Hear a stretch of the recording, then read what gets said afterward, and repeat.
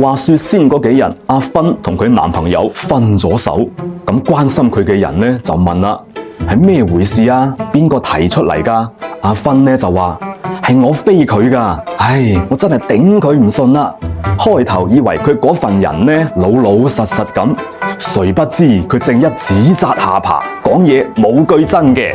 喺粵語裏邊呢有指責下巴冇句真呢句歇後語，就係形容人啊講嘢呢唔可靠唔可信，把口啊噏得就噏，但係呢又冇辦法兌現喎。呢樣就稱為指責下巴。講到指責呢，佢係我哋廣府人喺喪俗裏邊經常用到嘅物品嚟嘅，係用嗰啲竹篾，然後加上彩紙黐成嘅童男童女。另外仲有大屋啦、靚車啦、日用品、電子產品等等，呢啲都稱為指責。而指責呢又稱為採責嘅喎。